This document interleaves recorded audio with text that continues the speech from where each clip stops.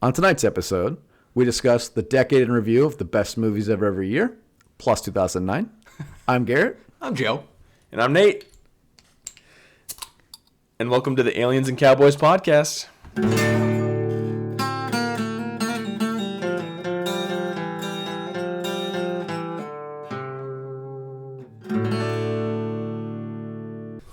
All right, guys, welcome in. Final episode of the 2019. Yeah. Feels good. Never thought we'd survive. It's funny because on my way home from work today, I was telling my wife about what this podcast episode would be about. And I said it's a decade in review, yada, yada, yada. Start in 2009.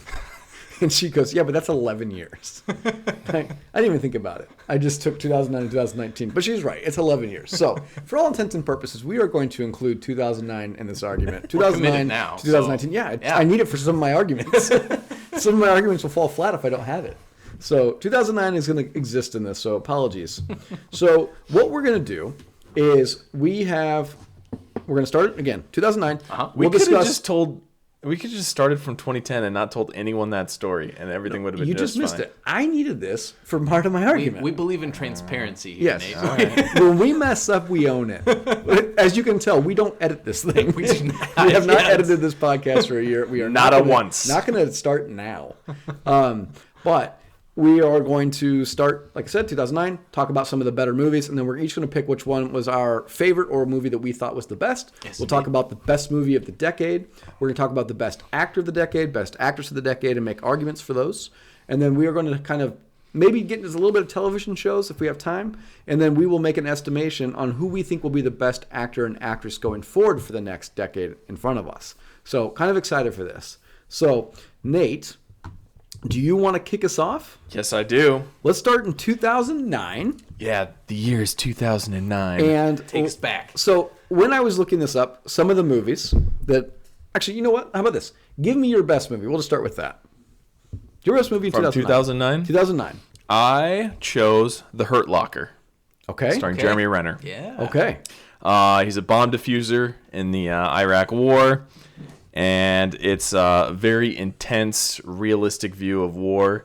And it's kind of an oddball way of viewing it about why soldiers love war, which is usually the opposing view of how harmful it can be with PTSD and how soldiers come home and react to that. But very interesting, very intense, pretty darn cool movie. I actually only saw that movie for the first time this year. What? Yeah, I think it was on HBO. Just happened to watch it. My wife and I watched it one night. Yeah. Really kind of an intense movie. Yeah. Suspenseful. Yeah, and it's Catherine Bigelow. I think she used to be married to, was it James Cameron? I want to say. I'd have to fact check that. Possibly, though. Yeah. So let me get into the reasons I chose this. One, it did have a Catherine Bigelow was a female director. Yep. This particular movie won Academy Awards in Best Picture, Director, Original Screenplay, and Film Editing that year. Incredibly high scores on Rotten Tomatoes and audience scores. Did not do particularly well financially, though. I think $15.7 million at the box office. Yeah, not well known at the time. And this was kind of put Jeremy Renner, though, on the map. This was a really big performance for him. Catherine Bigelow was previously married to James Cameron. I believe they were actually married when he started having the relations with Linda Hamilton during Terminator 2. But Catherine Bigelow, for those who don't know, she directed Point Break, the original Point Break. No kidding. The good one. Yep. She did The Hurt Locker, Zero Dark 30. Okay. And she was executive producer of Triple Frontier. Nice. From Netflix. Very cool. She's got a very successful career. Arguably three of the best action thriller movies in the last probably 30 years. So Triple Frontier wasn't one of them. No, Triple Frontier was not one of them. All right. And then sadly, she also did K-19 Widowmaker, which Joe might like because he likes those naval movies that nobody else likes. I think Master and Commander can't make this list. Master and Commander, honestly, though, that's the only movie I can think of that's quite like it. I mean, you get, I don't even want to say Pirates of the Caribbean in the same exact type of Great genre. naval war. Yeah, they It's both are in completely water, and Yeah, there's water and there's ships and they fight each other. You know, But that fun- is interesting. There was a funny meme today. I just got to bring this up. Speaking of Pirates of the Caribbean, it was a photo of Keith Richards with his 2 daughters. And the tweet that went with this said, "This is Keith Richards and his 2 daughters. When they die, he'll inherit everything because he just won't die." What if that guy died like 30 years ago? And really, just drugs are keeping him moving. Yeah. You know, it's very possible. Yeah, quite possibly. Okay, so Hurt Locker. That's a good one. That's a good one. It's a good pick. Joe, you go next. What do you got? Yeah, mine for 2009 was District 9. Did you guys see that one? I did. Yeah, super good. I really, really enjoyed that one. This one put Charlton Copley on the map, and I was reading through just some of the history about the film, and I hadn't known this prior to doing a little bit more research on it, but apparently he hadn't really done any acting before this, and he kind of got the role by accident. He goes on to star on the So, A-Team. He does. He's one of the best parts about He's that the movie. he's the best part of the Yeah, movie. I agree. He's the best part of A-Team. He's in Chappie later on as well. Which he also directed. I think same director. I believe you're correct. Yes. So overall, just phenomenal actor, and for him to kind of stumble into this role unintentionally, and it puts him on the map in a very big way. That's really, really cool. But overall, what I liked about it, just to really gloss over a lot of very important themes in this movie, the general synopsis for those of you who haven't seen it is there's a large alien spacecraft that appears over Johannesburg, South Africa, and it's this alien species that they call the prawn, and they're very kind of insect in appearance, and they eventually contain this population of aliens, and they're subjugated to just terrible living conditions. So there's definitely some social commentary there that was a big part of the movie that I think helped kind of drive its point home as well. But Charlton Copley's character gets infected with a disease of some kind, and he slowly starts turning into these creatures as the movie progresses. So some really, really great sci-fi action sequences, some great social commentary, special effects are incredible. Something else that was kind of cool about this film is Halo, the movie, which was slotted to be in production around this time, it fell through. So a lot of the extra set pieces, I believe, were originally meant to be used in a Halo movie. But since the movie fell through, they ended up repurposing a lot of the props for District 9 instead. But really, really enjoyed it. Even this many years later, it really stands out to me as a movie that kind of, once again, based on its message, special effects, was a really, really prominent film for me back then. Nice. Yeah. For How you mine, been? I went with Inglourious Bastards. Oh, yeah. And I actually recently rewatched this film probably a couple months ago. I don't know if did we cover it in this podcast? Inglourious Bastards? Yes. No, I don't think so. Okay. Yeah. Then I don't know why I rewatched it. But I did rewatch this not too long ago. And now what I loved about it was the introduction of Christoph Waltz, Yes. obviously, to an American audience for the Correct. most part. Yeah. Very true. And, you know, Tarantino, the way he has the ability to rewrite history for his films, just fantastic. Plus Brad Pitt, probably one of the best underrated performances for Brad Pitt. When you go back and watch it, even though Christoph Waltz, I think, got everybody's attention, I think Brad Pitt's the best part of the movie. Aldo Raines, just everything about him. He's just like batting 1,000 in this movie. So good. There's a lot of anxiety. I remember the very opening scene where Christoph Waltz is sitting at the house with the guy that's hiding the Jewish family under his floorboards, and Christoph Waltz just comes in, sits down.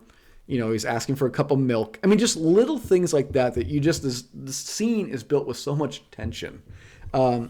Fascinating, you know, and like I said, I mean, as we discuss later, it's very possible that Christoph Waltz will win the Best Actor of the Decade. Yeah. Like, if you think about his filmography, really very, fantastic performance from him. Absolutely. Fantastic Brad Pitt performance.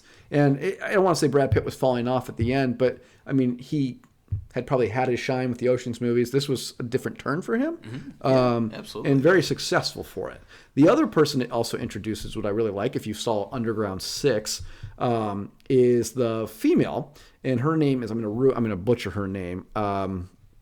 She is, what's her name? Not Diane, Diane Kruger's really good, but it's, let me find her here real quick. Melanie Laurent. She plays. You're going to butcher that name? I probably did. Melanie Laurent. I probably did. It's probably not how you pronounce it. She's French. So she's fantastic in this movie, and she's not in a lot of American performances, but she obviously starring in the new Six Underground with Ryan Reynolds on Netflix. Amazing Michael Bay action film. If you haven't seen it, it's fantastic. I mean, the plot's horrible, but the action is fantastic. Nice. So I would have to say that, plus Tarantino. The writing's great. All Tarantino films. Now, it's interesting because this is a year, just so people know what movies we did not select. You have Avatar. You have the Watchmen movie. You have Hangover, which is fantastic. Yeah. Up. 500 Days of Summer. And I think one of the more underrated important movies, because it completely reinvigorated this franchise, is Fast and Furious 4. You brought back Vin Diesel. Paul Walker's still there. And it goes on to spawn, like a multi-billion-dollar series based on the bringing back Vin Diesel. So although I won't say that Fast and Furious is by far the best movie of that year, it might be the most important movie of that year because of what it goes on to spawn. Now, that's obviously not with Avatar, which was the highest grossing film of all time before Endgame, and what we know Avatars are coming. Yeah. Prior to that, though, I think that Fast and Furious might be arguably not the best movie, but maybe the most important movie. Like the springboard that leads to 6, 7 more movies. Yeah. Is that right? Because they took a dive on Tokyo Drift. Yes. For number 3, and then they come back and say, all right, we'll risk it again, bring back the originals. Yeah. Yeah, I agree with you. Yeah, it's going to be interesting, going forward. Joe, let's start with you, number 10. So 2010. 2010, yeah, Inception for me on this one. So this is still not only one of my favorite movies of this particular decade, but just kind of taking all the movies I've seen in my entire lifetime, this is going to rank very highly on that list in general.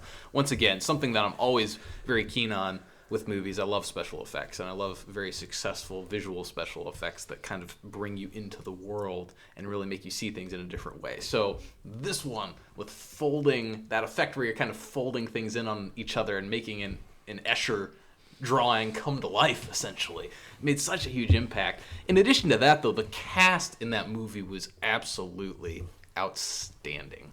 It was an absolute phenomenal cast from start to finish. Fantastic deliveries by everyone involved. Leonardo DiCaprio, Joseph Gordon-Levitt, Ellen Page, Tom Hardy, Ken Watanabe. Just goes on and on. I mean, the cast was outstanding here too. And not only that, but of course it was directed by Christopher Nolan. So this is something that came out after the Dark Knight trilogy. So it was really fun to see Christopher Nolan immediately dive into something else that was just as successful. I'll have to tell you, Ken Watanabe is one of my favorite. I mean, I don't want to say he's one of my favorite actors, I should say. I really enjoy the performances he's in. So Sure. he gets his break in American film in Last Samurai. Okay? Love that movie. Right. He's great in the movie Letters from Iwo Jima. So Clint Eastwood made 2 war movies. One's this Flags of Our Fathers, and the second one was a Japanese perspective called Letters from Iwo Jima, which starred Watanabe Ken as like the main general. Fantastic. If you don't mind, subtitled movies, this was a great film. Plus, he's awesome in this. I think Batman Begins. Yeah. I mean, he's just a fantastic actor. I actually wish he was in more things. But great choice. Christopher Nolan, awesome. That guy's DiCaprio, Levitt, Hardy. Yeah. I mean, the cast of people in this is great. What's her? I'm trying to think of what her name is. Ellen Page. Yeah. Yeah. Yep. Just fantastic. Nate. So that was actually my number 2, Inception. Perfect. Nice. I chose differently. I went with The Social Network, Okay. directed by David Fincher. Oh, yeah. It's so interesting to hear the account on how like the largest social media application was created from like its very beginning, and how Sean Parker, the creator of Napster, kind of wiggles his way into that. And there are some very dark things in that film too, and it makes me wonder, at least as far as like intellectual properties go and the Napster, the sharing your files, and then he kind of twists into this social media thing to make it a company, which is Sean Parker's played by Justin Timberlake in the movie too. He does a great job.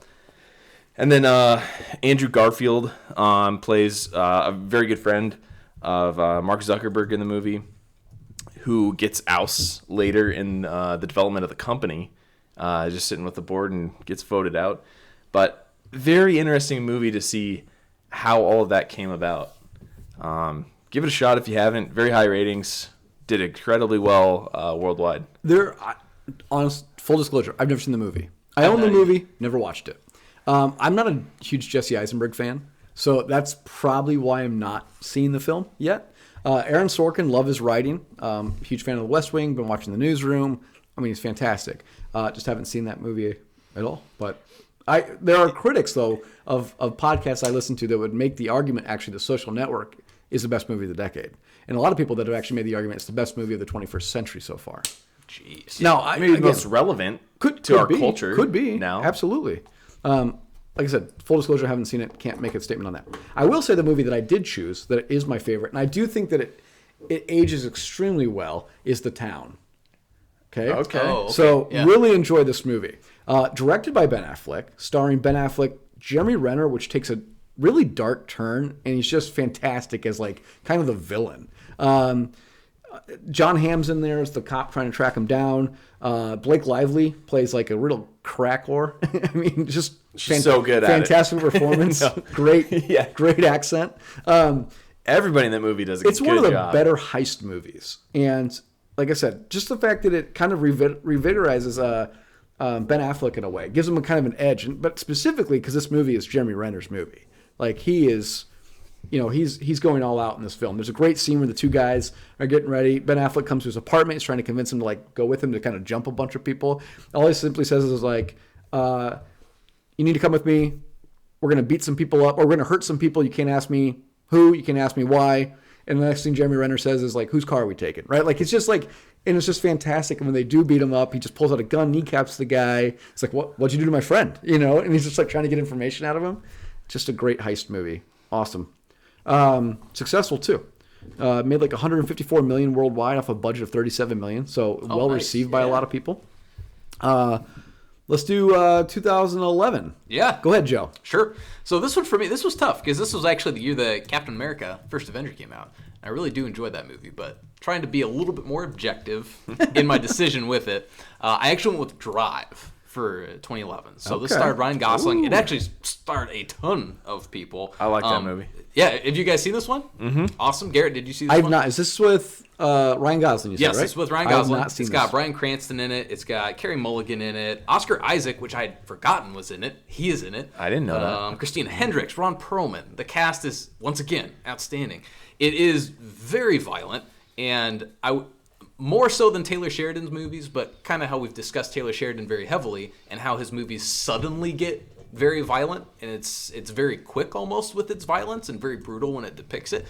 Drive definitely does that, except it kind of cranks it to 11. Like it's a very, very brutal movie. So if people listening, if you haven't seen it, just mentally prepare yourselves for that. But I definitely recommend it. Overall, what it is about, Ryan Gosling plays, he's a mechanic, he's a stuntman as well. Yeah. And he is also, though, a getaway driver. And it's this part of his career choices, let's say, that gets him into some trouble that begins to spiral completely out of control. So it's outstanding. It's one of those movies that I think because certain parts of it were so shocking that they definitely caught me off guard. Some things occurred that I was not anticipating. But you guys should check it out. It definitely made an impact on me. And once again, objectively, just in terms of performances and the script itself and the strength of the writing and direction of the film also, I would rate that the highest in 2011. Okay. Nate, you want me to go next? Yeah, why don't you go next? Okay. I chose Girl with the Dragon Tattoo. Okay. That's a good choice. Yeah. This is still an awesome movie I enjoy watching. I remember watching this in the theater with my wife, and there's a very violent rape scene, which was kind of very cringy to go back and rewatch now. But this was the first time that introduced me. It's a David Fincher film. This is the first time that introduced me to Rooney Mara, who I thought was fantastic in this movie. Daniel Craig, love me some Daniel Craig. Love me some Robin Wright. Love me some Stellan Skarsgård. Like the cast is really well put together here. It's a dark, kind of like a whodunit type film in a way. So really liked it. Very successful. Based off the, I think it's the trilogy of books written by Stieg Larsson.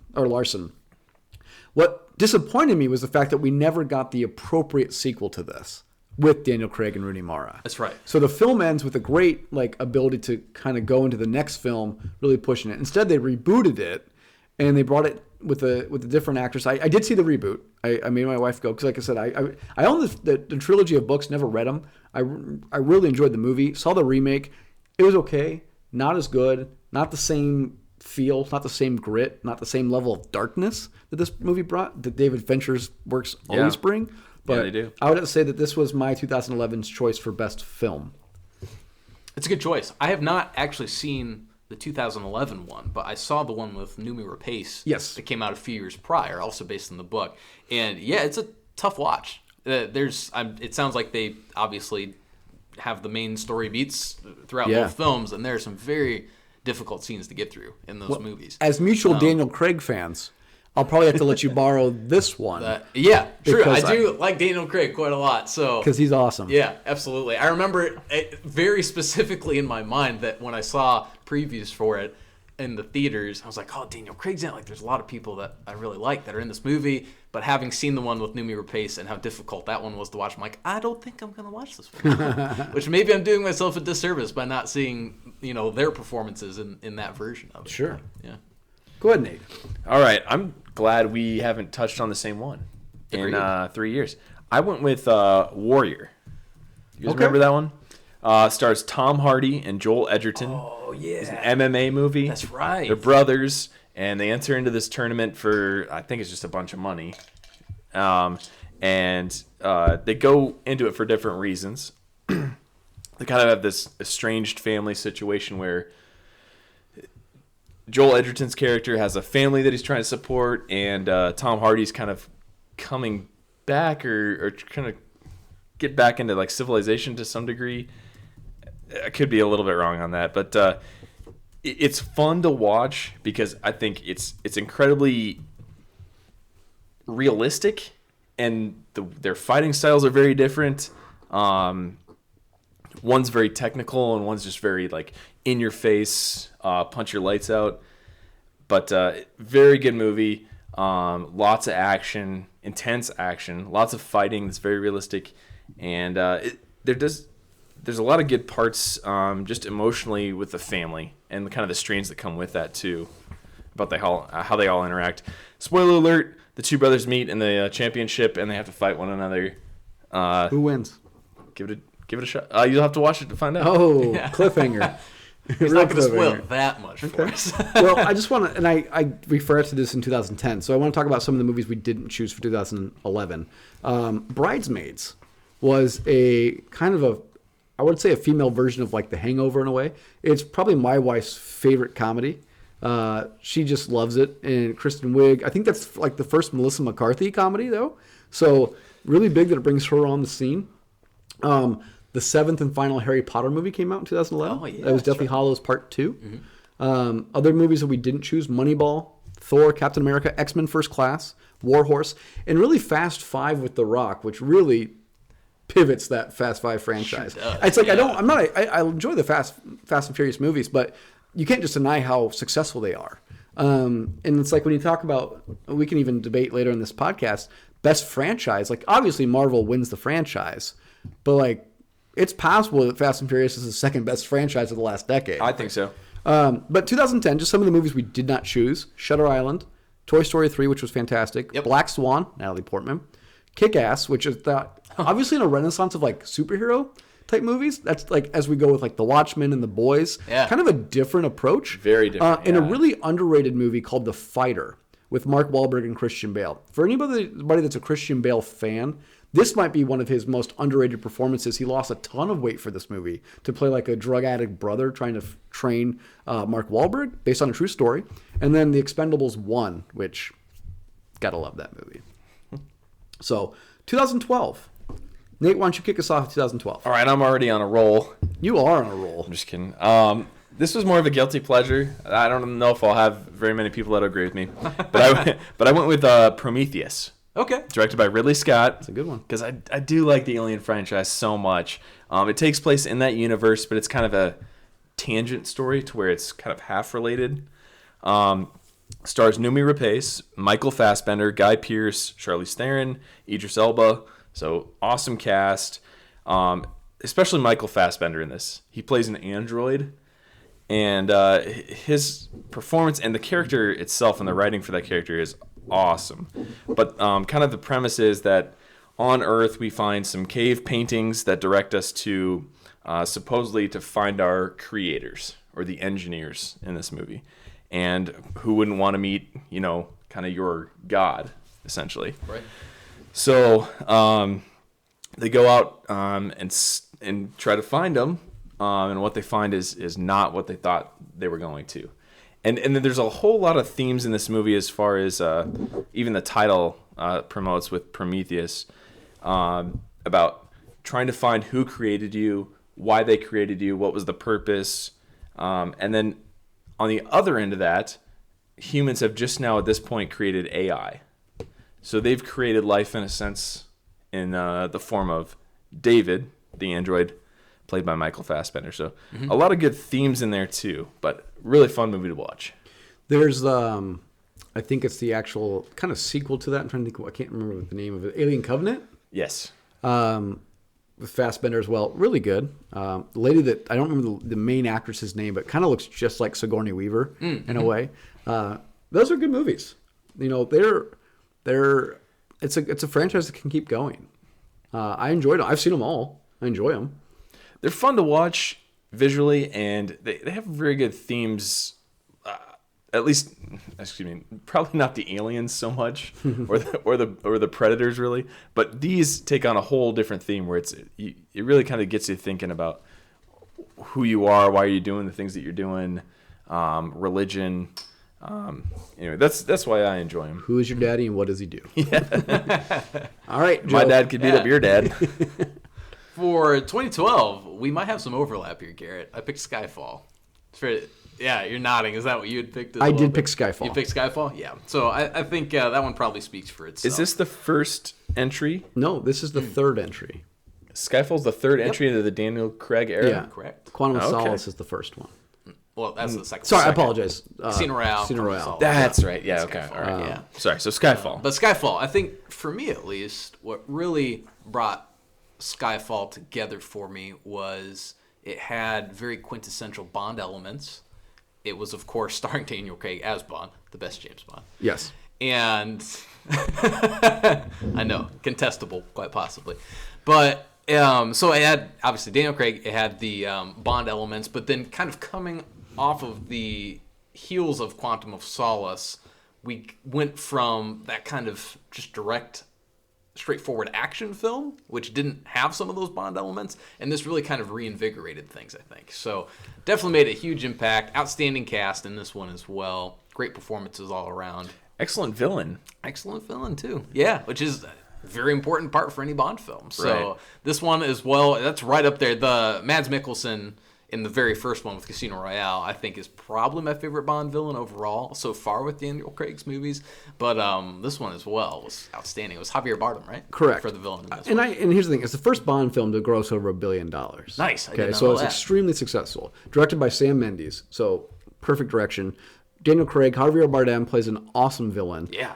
Kind of like a mirrored image to James Bond, just kind of like if you imagine if James Bond went evil, kind of how he could be played. Now, maybe not as like as flamboyant, maybe. There's obviously some undertones that there's a potential for the homosexuality between the two when they're doing their face-to-face, meeting. The ironic part is too is the first time we kind of get one of those face-to-face meetings that take place between these types of villains, right? You don't really get that. You kind of get it at the end of Casino Royale where he's doing the interrogation with the rope, Right. but not to this degree. Yeah, it's very brief in Casino Royale. Yes. Yeah. You also introduce Q, which is a great Bond element, like you said. We also get Ralph Fiennes, who's going to be taking over the M position. It's the cast off of Judi Dench as M. Albert Finney, I'm a big fan of his. Yep. He's the Right. caretaker of Skyfall. And it kind of also is one of the better films of the Bond franchise that kind of goes into his past a little bit, right? Just successful, like you said. Great. Don't really have much more else to add onto that one. Yeah, well, I like too. It's worth mentioning how they go a little bit into his past, but they really don't beat you over the head with it, which I think was a very important part about that. So it added some intrigue and some mystery to a guy, I guess, who admittedly already is mysterious, but it still managed to offer you a little bit more insight without doing a ton of backstory to get him from A to B. Like, it wasn't doing a bunch of flashbacks, in other words. So, I really like it because he's obviously a dark and brooding Bond. And the fact that he gets shot in the beginning and he fakes his death essentially to retire for a little bit, very much comes back and he's still dark and brooding. And I think this is like a better performance. I think this is the best Daniel Craig performance in a Bond film. Okay. Yeah. Even though you could make the argument, and I would probably make the argument that Quantum of Solace is maybe the better movie. This is the best performance I think Daniel Craig gives as Bond. Movies, do you think Quantum of Solace is better than Skyfall? Or do you think Casino Royale is better than I Skyfall? think Quantum of Solace is a better movie. Okay. But I think that Skyfall is the better performance. Interesting. Does that make sense? Yeah. No, that makes sense, because I would take a slight... I think that Quantum of Solace, for me, in terms of pure spectacle and entertainment, probably succeeds more. But Skyfall would still hand just about everything else. The reason why I'm going to give it to Casino Royale is not just because of Daniel Craig, but Eva Green. So yeah, that Bond girl, really, I'm going to call her the Bond girl because I think she's the best Bond girl I've seen. But definitely the best modern Bond girl. Totally agree with you. And I think that their give and take in that movie is just fantastic. That sets up the elements of Bond for the next few movies for sure. Mine is Casino Royale as well. And I think it does have a lot to do with Eva Green because she's not your typical dumb blonde type. Right. She plays a very modern, holds her own How about in this? the movie. He can't seduce her. Right. Right? If anything, it's going the other way. She's seducing him throughout the film. And it has like the least amount of action, but the story is fantastic. Right. So like I said, movie-wise, I think it's the best. Plus, I always say this. The reason why he's the best James Bond, and this is the part I fell in love with him, he shoots the unarmed bomb maker in the beginning of the film. Oh, When he did that to escape that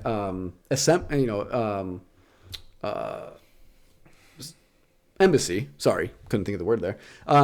That's where I was like, that's James Bond to me. Like, that's what James Bond would do. I know that there's James Bond diehards out there that said, would think that would never happen, that's not who he is. But to me, that's what a spy would do. So that's why Daniel Craig's my favorite James Bond. Sure, yeah. Movies we did not choose. This was a tough one for me. Dark Knight Rises. This is my favorite Christian Bale Batman. I forgot. Yeah, you're right. Dark Knight Rises did come out. So Nolan had not completed his trilogy when Correct. Inception had come out at that time. Yeah. So Bane is the best Batman villain. Bane is super good. He in is this. so awesome. Tom Hardy's fantastic. I know that Nate's a diehard Heath Ledger Joker fan. I wouldn't say diehard, but I would definitely take him over Bane. Oh, see, and I just think that Joker... I think that Bane takes the characteristics of what make the Joker good, but then you just add the muscle and the mass and the ability that he could kill Batman, and he's just that much more and just awesome. Mm-hmm. We also didn't choose Avengers.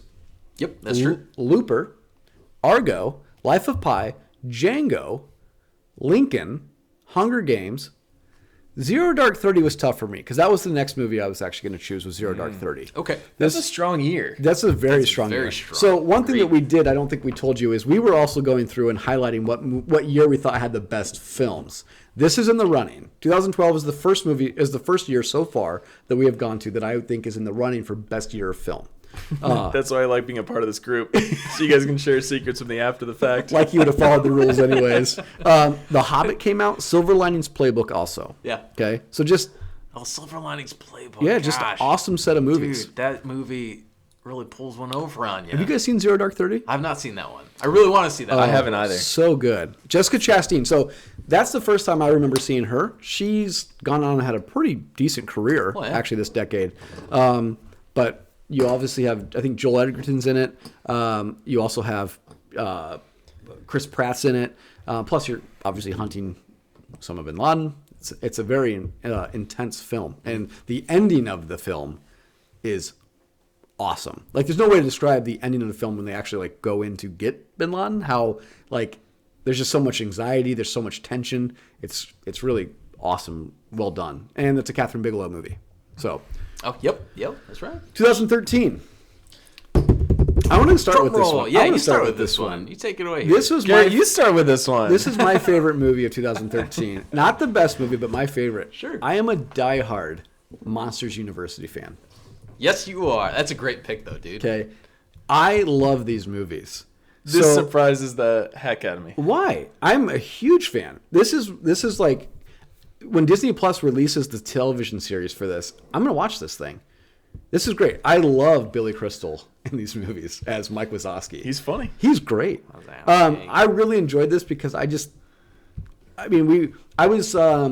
just got out of college, out of graduate school, and this movie let came you out. They barely let me out. Still charging me though.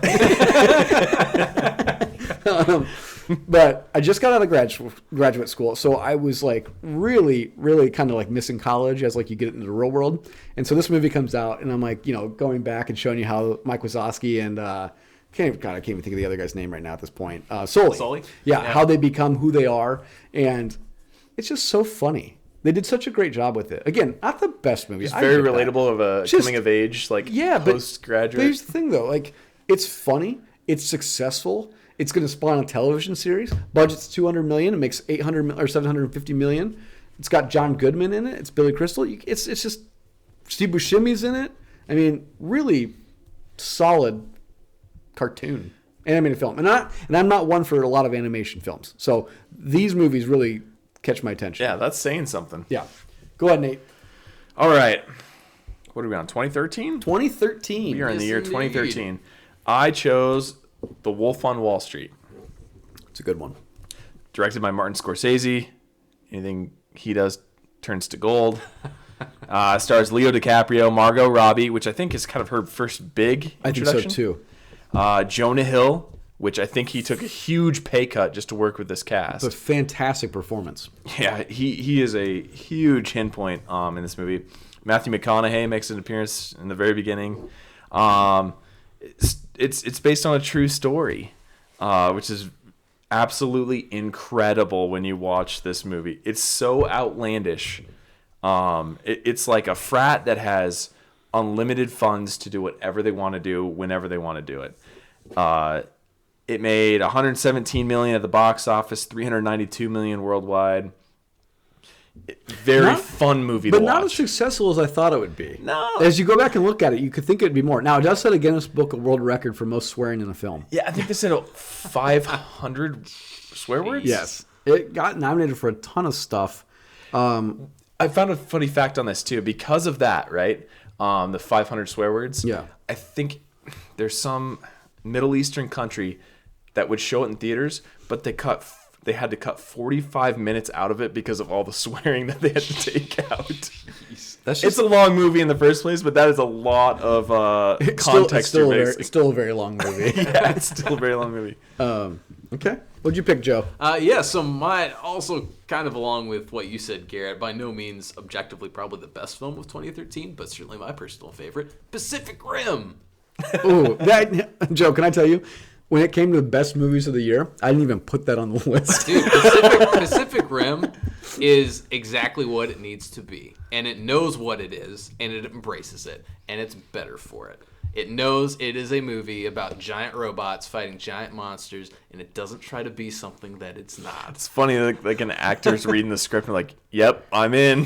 Yeah. I want it. So, Joe, you're clearly a huge Guillermo del Toro fan. Love Guillermo del Toro. Thank you for mentioning that, Garrett. He directed this movie. Yes. Yeah. Go ahead. Do you have anything else to finish on that movie? Actually, the cast is pretty strong, I thought. Very it has strong. Idris Elba in it. Yes. It has Charlie Hunnam. Quite a few other character actors that deliver strong performances time and time again, such as Bern Gorman was in it, Max Martini's in it. Charlie Day? Charlie Day's in it, yeah. That's right. Ron Ron Perlman's in it. Perlman. Yep. Here's one thing that people are going to forget about this. This is like Charlie Hunnam, I think, coming off of Sons of Anarchy. Yes. So this was like he was very well known at the time. Unfortunately, he has not gone on to have the career that he probably should have. But this was a huge deal for him. This was his first major film. I think so. And overall, I think he did very well. By no means did this movie do outstanding with critics, I don't think. And even I think let's call it the fandom was split on it as well. Some people really loved it, some people didn't. That's fine. But I still think for Charlie Hunnam, it was very successful. Certainly more so than, unfortunately, what some of his other films following would be for him. Correct. Yeah. But yeah, still overall, surprisingly great performances, I think. And once again, special effects were absolutely phenomenal in this movie. Didn't it get a sequel? It did, which I have not seen. It was recent. It was pretty recent, yeah. I know it starred John Boyega from the newer Star Wars films, of course, including some other, I'm sure, famous actors and actresses that I can't think of at the moment, but I have not seen that newer one. It did not do totally nearly as well, apparently. So, It's almost a total revamp. I think it's so. like It didn't have very many of the same Yeah. people at all Yeah. in it. Yeah. So, Well, it's interesting. I have a question for you guys, just tangent here. How successful do we think John Boyega is going to be going forward? Like, What else is he in besides Star Wars? he was in Murder on the Orient Express. With Daisy Ridley. Well, there's just a huge cast of that- people in that one. 2 for 1. yeah, that's right. I don't know. Some Star Wars alums. He's, as far as films, he's got Rise of Skywalker, obviously, then not really much else beyond that. Television, not really much beyond that as well. I'm just curious on, do we think that he's going to be successful? And I mean successful as not just like he gets parts and he's in Hollywood and he's obviously more successful like economically than we are. I'm saying, are we going to be able to look at him and say he didn't just like he's not Hayden Christensen of Star Wars? You know what I mean? Right. And I guess that's my question. Is he the Hayden Christensen of this trilogy? Oh, no. No, not at all. I think he's fantastic. I'll let I know Joe that- answer this I one. know that people give him a hard time about he's always like constantly looking panicked or shocked or shouting for Ray. It's probably because Like- his face always has that panic look on it. Yeah, well, You're nailing it, John. I think he's doing a very great job with what he's given. Like, once again, I think that's such a common Star Wars argument is that, well, they did the best that they could with what they were given. It's just such a common argument. Even in the original trilogy, the prequels, now with the sequel trilogy, that's what everybody argues. But I think he's a very good actor. I could absolutely see him moving forward with a very successful career after this, and I'm very excited to hopefully see him in many more movies to come as well. I will say some of the movies we did not choose. Gravity, Man of Steel, 12 Years a Slave, solid movie with an amazing cast. Yep. And like I said, that could be the best movie of 2013, just not making my list. Fantastic movie. When I teach, I show that film in class sometimes. Oh, nice. It's brutal. World War Z, American Hustle, Great Gatsby, also another Leo movie at the same time. Yep. Captain Phillips, Dallas Buyers Club. I had that as an honorable mention. Yes, that's got to be one that's got to be, that's like during the Matthew McConaughey, or what do they call it? The Matthew, that's like Renaissance, the like the Renaissance or something like that, like Matthew McConaughey's Renaissance during this time period. He goes from like Yeah. How to Lose a Guy in 10, didn't know that's 10 what they days were when he's calling super it. ripped and Well, an action hero, and then he goes to He goes to Dallas True Buyers Detective, Club. Dallas Buyers Club, and Interstellar. Like he nails them all three, like in back to back. He loses like 75 pounds and wins a ton of awards. Yeah. And Matthew McConaughey, it's been really cool seeing his career trajectory because how, at least, whether this was accurate or not, I definitely thought of him as the romantic comedy kind of guy. Like, just like you said, he'd be ripped. He's the romantic lead in these romantic comedies. And then all of a sudden, these films start to roll in where it shows his acting range and how versatile he is and how phenomenal of an actor he is. I was like, oh, geez, I would never have thought about this in Failure to Launch or whatever. Or Dazed and Confused. Yeah, exactly. Hold on, I would actually really like Failure to Launch. I do too. I don't think it's a bad movie. You're I'm a just big saying Sarah that, Jessica like, Parker fan. in terms of Yeah. just thinking like, oh yeah, he's really good in this romantic comedy, to him being in things like Dallas Buyers Club Yeah. and doing these really impactful, dramatic He performances. does have a So- good performance in A Time to Kill, which is kind of like the forgotten film that he's in, which is just a really good movie based on the John Grisham novel. Okay. Sandra Bullock, Matthew McConaughey, Oliver Platt, Kiefer Sutherland. I mean, there's just a lot of people in that movie. Samuel L. Jackson, obviously. But the other one I wanted to mention was, just because it spawns a franchise after this, is The Purge. Oh yeah, talk Which- about an unlikely ooh, franchise. I yeah. think it's an unlikely franchise. Television man. series, too. Like, Yeah. it's just not movies. It's and they bring out a new one every year, and like Purge, Election Purge, midterm election Purge. You know what I mean? Like, just a bunch of different things like that. This, though, was just because we haven't got to it yet. No, this wasn't the year I said it was probably the worst year. That might be 2011. Okay, 2014. Nate, you want to go first? Yep, I'll hit it. I'm jumping on the Christopher Nolan bandwagon. Interstellar. I love sci-fi movies. We were just talking about Matthew McConaughey. He starred in it. Anne Hathaway, Jessica Chastain as his daughter. Budget of $165 million. Worldwide did $677 million. Won an Academy Award for achievement in visual effects. Nominated in a few other categories, but some really cool things in that movie that I took from it was this TARS robot, which is just like a rectangle thing that like roams around on its two legs. But anyway, it's really cool to watch it work and the interaction between Matthew McConaughey and this TARS robot. There's a water planet. It's like very shallow, but has like enormous waves. Yeah. And there's a cool concept there where they leave an individual on the main space station while they go down to investigate whether it's habitable for human like habitation. But time works differently. It's the theory of relativity here. Yeah. And it's a really, really cool concept because of these waves, they miss an opportunity to leave as early as they would have liked to. And because of that, they go back up to the space station, and the individual that's supposed to be manning everything is like 10 years older. Oh, he's more than that. Than what they are. Every like additional minute they stay on the planet, I think it's 7 years. So he's like an old man by the time they get up there, and it's only been like 12 years or 12 minutes of a difference. But really the relativity cool. is. That was my favorite part of the entire film. Yeah. That was really good, and the way that they tackled fourth dimensional beings as the aliens versus like when we think of them as like a physical presence. Yeah. They're not a physical presence. They're fourth dimensional, so they're like intangible almost. Really just a different take on interstellar or extratraterrestrials. Yeah. As a guy who's seen aliens. Okay. As somebody who has clearly seen UFOs twice now. I love these movies because I love these different takes because it only feeds into my, like, not just, I don't want to call it my paranoia, but feeds into, like, the fact that, like, you don't ever know what you're really seeing. And I like that. Kind of the cyclical nature that they have as a theme throughout the movie that, like, gravity can transcend time and space, which creates this, like, circular loop throughout the movie, which is just really cool to watch and a really cool ending to the movie. So highly recommend that one. Check it out if you get a chance. Yeah, if you guys like Interstellar, you should just check out Corridor Crew's channel on YouTube. They do visual effects breakdowns. And there's a really interesting one about Interstellar, and I forget the ins and outs of it specifically, but I know it involves the team actually having to create a formula to determine what the black hole would look like and how they can depict that on screen visually for something that is nearly impossible to depict visually. Like, it's incredible to see the math that went into them making a visual effect. Like, it's very, very cool. So yeah, if you guys like Interstellar, check out Corridor Crew's channel because they do a breakdown on what went into the visual effects for that, which is pretty cool. Okay. Yeah. What do you got, Bales? Oh, let's see. Get my list pulled back up here. Sorry. Had to exit out to go check out a little factoid about Interstellar. All right, let's see what we got. 2014. Oh, Can I guess yours? yeah, absolutely. Did you pick Winter Soldier? I did pick Winter Soldier. Okay. Yeah. Ooh, I like that one. Yeah, Winter Soldier. This is one of my favorite MCU movies, so of course I had to put it on here overall.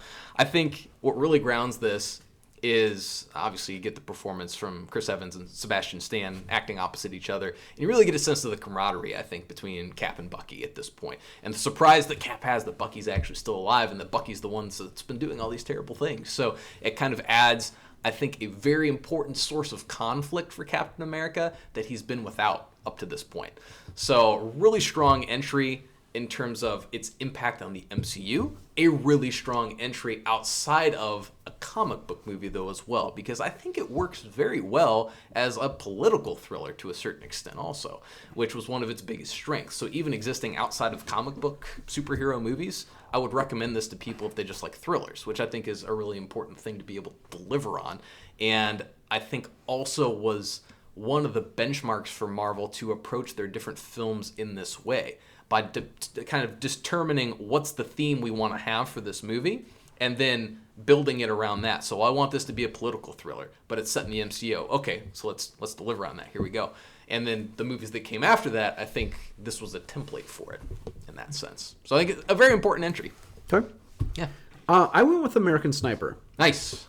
Good choice. There's two movies that will be on my list here that I've seen once and I'll probably never watch again, because they're that powerful.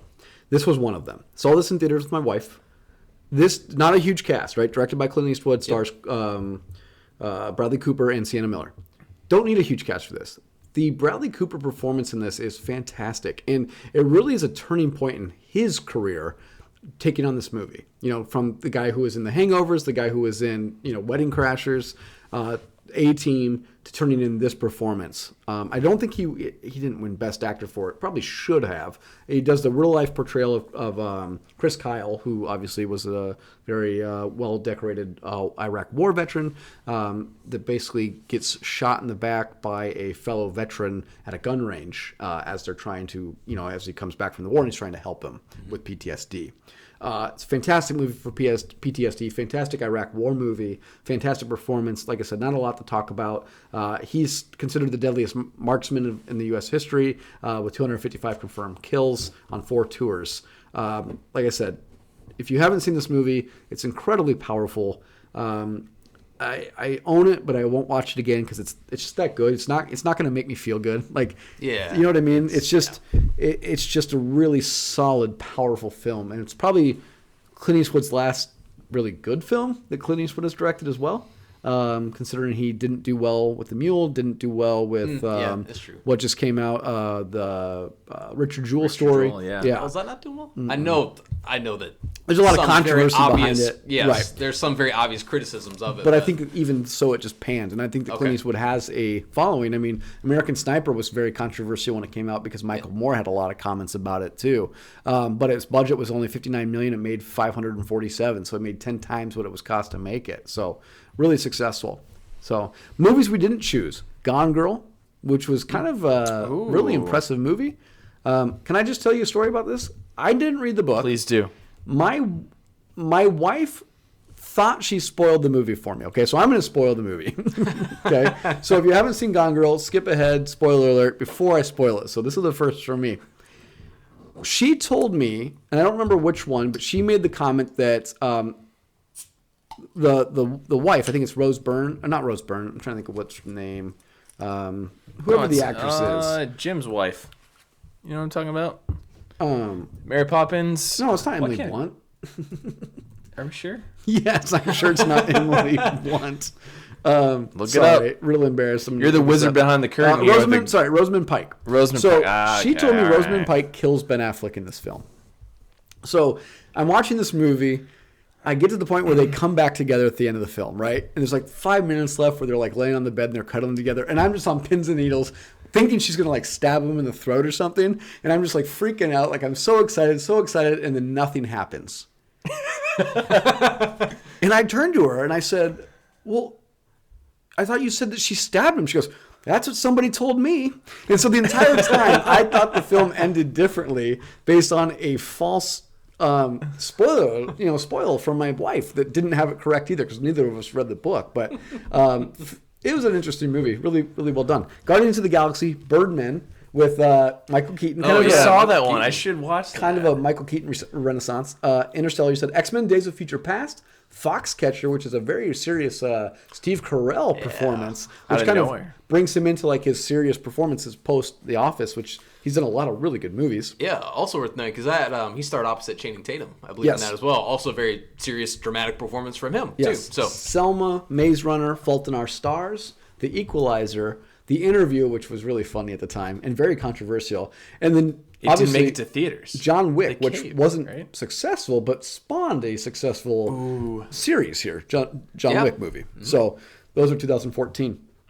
2015, I want to start with this one because this for it. is by far the best movie of 2015. Sicario. So Sicario is Try again. Sicario is the best movie of 2015 by far. It's fantastic. If you haven't seen this, Sell me on it. it is written by the one and only Taylor Sheridan. It stars Emily Blunt, Nate's favorite, Benicio del Toro. Not to be confused with Rosamund Pike. Yeah. Or Michelle Monaghan and Katie Holmes. Yeah. So Is that Emily, the same person? Emily Blunt, Benicio del Toro, Josh Brolin, fantastic. It is the apocalypse now of our time. It spawned a not as successful sequel, but it could end up being a not successful trilogy when it's all said and done. Fingers crossed. But if you want to talk about a really shocking, powerful, just deeply, deep dive into like the border war, the cartels war, our government, this is the movie for you. Benicio del Toro is fantastic in this movie. Emily Blunt's great. Another unknown or like not as well known actor at the time. I'm going to butcher his last name. It was Daniel Kaluuya. He ends up being in Get Out. He ends up being in Black Panther. He's in Slim really and Queen. I mean, he's in Widows. He's probably turned in a very successful back half of the decade. This is the first movie I remember seeing him in. Jeffrey Donovan, for all you Burn Notice fans out there. Yeah. But most importantly, again, this is a Taylor Sheridan work that really put him on the map and spawns his unbelievable run that he's on right now. I will say this about the movie. It's very good in the sense that, like, what is the right thing to do and how far are you willing to go to do it? Right. I think that's kind of the main theme on, like, there are people out there that are willing to do anything for what they think is right, but in doing so, what are they sacrificing to do that? Right. Anyway, when you see the movie, you'll kind of want to talk about it. I think that the best of all the movies on my list, I'm just going to go ahead and spoiler alert that Sicario to me is the best movie of the decade. Okay. The border scene, the 15, 20 minutes of them going over the border to collect a prisoner and coming back over the border is the most intense 20 minutes of action since Six Underground. Okay. If you haven't seen Six Underground, the first 20 minutes of that are like 57 flipping cars in the air, right? But the most intense scene with the music and just what the stakes are, like what you think the stakes are, it's and clearly coming across the border where they get stuck in traffic. Awesome. You know what resonates with me, if I'm remembering correctly, is like there's no background music. Like it's just horns beeping because you're in like a traffic jam. There's just like there is silent chatter, but there is a background like sound. It's like I can't even explain it. It just it's really funny if anybody's a Crocodile Dundee fan. Really enjoy the second Crocodile Dundee movie a lot. There's a part where it just reminds me of like when he's like swinging this cord around and it just makes this like buzzing sound. It's kind of like this just deep like like I don't even know I can't even do justice to it. He uses these droning noises in his I think all three of the movies that we specifically covered at certain moments, and it absolutely does. It starts to get you just on the edge of your seat because you know something bad is probably going to happen, but you don't know exactly when it's going to happen. Yes. Yeah. And I'll tell you, Sicario 2, Day of the Soldado, was not as good as Sicario 1. It's kind of like, I'll make the argument that Sicario 2, if Sicario 1 didn't exist, people would love Sicario 2. Yeah, okay. But because Sicario 1 exists, Sicario 2 is not as good. Kind of like I Will Die on This Hill, True Detective Season 1 was fantastic. People really pan True Detective Season 2. But Season 2, if Season 1 didn't exist, people would fall in love with Season 2. So I die on that hill that I believe that. I'm alone on this hill, Nate. I'm on this hill by myself pitching this tent. Okay. But pitch away. Sicario is best movie of 2015. Joe, I'm going to let you go last because you and I have argues with your best movie. Nate, what's your 2015 best film? Did you guys share before I got here? No, but this is he just knows what mine is. Okay, hopefully we don't know the same thing. Ex Machina. Oh, it's a great choice. Great pick. Yes. Curveball. Right. So yeah, Oscar Isaac is this tech giant who owns supposedly like the most advanced internet company in the world. He's super young. He brings in a winner like of a sweepstakes within his own company and to his kind of very private island with really very vague direction as to why he's bringing him out there. And the purpose is to do a Turing test with artificial intelligence that he's created. Oscar Isaac, his character. And a Turing test, if you're not familiar, is a test for intelligence in a computer. And what you do is you set a human being against the computer to try to distinguish if the human can determine whether or not it can recognize it as a computer. Now, the whole thing is, it is a physical, like, android. It's talking to it through, like, a jail cell the whole time, but there's super intense moments, and emotionally, like, how you would respond as a human. It knows as AI, like, how to react to that and how to trigger certain mechanisms, and it's just very interesting. The dialogue between this isolated, like, tech giant and then the AI and the person just brought in, out of nowhere. It's a very, very good movie. Give it a shot. Yeah. Okay. That movie did a great job of making me very uncomfortable throughout most of it in a good way. Like I think it's meant to. You know, the fact that it's a very uneasy situation that Domhnall Gleeson's character finds himself in. So yeah, that movie was great. That was your recommendation because if you guys check out our catalog, our library, we did a kind of an AI discussion. Actually, that's pretty early on in our run as well, I think. But you were the one who recommended Ex Machina as part of that debate and conversation. So thank you for that, Nate. It's a good one. One thing, brief tangent, but just since you brought up the AI for it, like the most recent Apple update I got, today I was texting my wife, and it was somehow able to compile information from different texts and put it into a recommended calendar, like invite reminder for me. So we were texting back and forth about like what plans were for the afternoon because I got off work early today. So I was talking about taking my daughter out Christmas shopping with me. And so in separate texts, it was my daughter's name, and then another text, the time we were talking about leaving because I left work at 1:30. And then it compiles all of that into a calendar reminder to pick up my daughter at 1:30, all on its own. And it That's really scary. freaked me out. I was not okay with it at all because it just popped up completely on its own. I even texted my wife, like, did you send me a calendar invite or something? She's like, no. Oh my gosh. I think another reason why this film is also really important is Oscar Isaac, Domhnall Gleeson. So if you're Star Wars fans, they're both in the new trilogy. Yes. And Alicia That's Vikander. true. Alicia Vikander goes on to be in the Jason Bourne film and Tomb Raider. And I think this was her first movie, if not her first year. In this movie She's really well. does a great job. So just brings you three really, I wouldn't say important actors, but two of them are really important. Domhnall Gleeson, I think, is good. I'm more of a fan of his dad, Brendan Gleeson, who I think is fantastic. Yeah, he's really good, for sure. But she won a Golden Globe. Well, I think she had a nominee to be for best performance as an actress in a supporting role for this. Nice. Yeah. Very cool. All right, Joe. My name is Max. My world is fire and blood. What more do you need, man? Mad Max Fury Road. Best movie of the decade. Best movie of 2015. This movie had absolutely everything that I could possibly want in a movie. It had a post-apocalyptic setting. It's Mad Max just in general. Check. You've got car chases. Check. You've got rock music. Check. Got a guy strapped to a semi-truck blaring rocking metal music with a guitar that is also a flamethrower. Check. Is that Nicholas Holt shooting spray paint into his mouth? Yeah, exactly. You got that. This movie completely floored me. And the fact that it is, for all intents and purposes, a continuous car chase from more or less start to finish just really blew my mind. The practical effects combined with clever use of visual effects were really mind-blowing, and I think set a new standard because we've seen some really cool stuff with mocap. We've seen some incredible advancements in terms of how realistic we can make things look on screen.